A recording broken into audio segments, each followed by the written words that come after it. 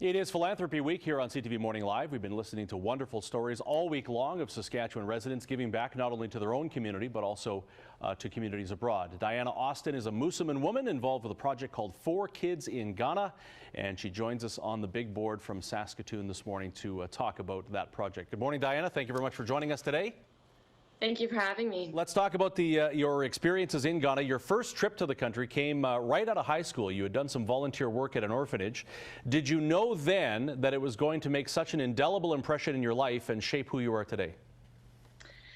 No, I remember when I was there kind of sometimes feeling overwhelming. You know, you really want to make a difference and you feel like, you know, what you're doing is just, it makes much more of a difference on you than it ever does on anyone else.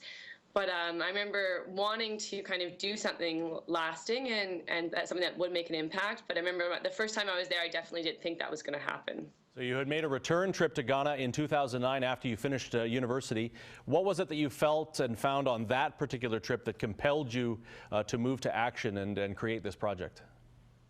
Well, it wasn't, you know, I felt like it didn't come from within as much as external, because really it came to a response to the situation that was happening, because the orphanage I was working at had to reduce the number of kids in the home.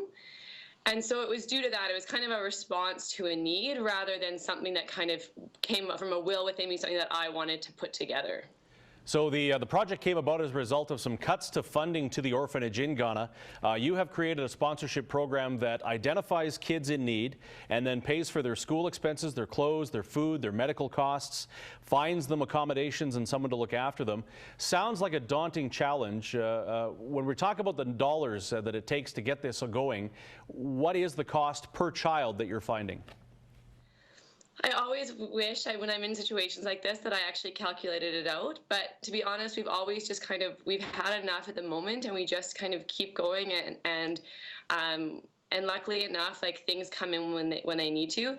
It would probably, I think it's probably in the thousands per kid. It's about probably between $2,000 to $3,000 a year or more per kid.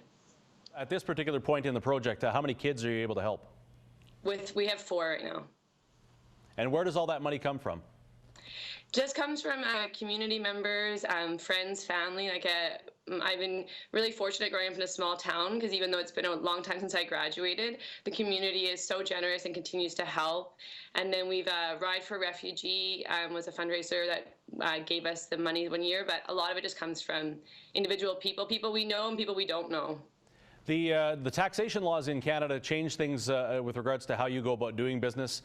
You used to have the money funneled through the church in Moosomin solely for the purposes of being able to issue the tax receipt. They've changed the rules on that. Are you worried that people are going to be maybe less inclined to give because they're not giving the tax break, and you're hoping that people just see the benefit to the program itself, and that is what compels them to give? Yeah, well, it was a concern of ours, and when that happened, we just didn't know if we were even going to be able to continue going on. But over Christmas, we did a fundraiser, and we were so surprised. Even though they weren't getting tax receipts, people still were, giving in, and some of them giving quite large donations. It has made a difference in terms of the Ride for Refugee organization wasn't able to donate to us this year because of just the complications, but. Yeah, through all of us, we've always been surprised that people have given despite kind of not ideal circumstances. Diana, we've just got a couple of minutes left. You've documented the experience to this point on a blog. Maybe just give us a quick plug for the blog posting itself. Yeah, it's 4kidsinghana.blogspot.ca.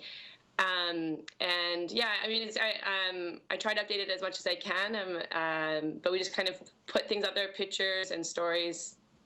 It's an absolutely wonderful project, Diana, and you're commended for putting it all together. We wish you all the continued success down the road, and thanks for joining us this morning.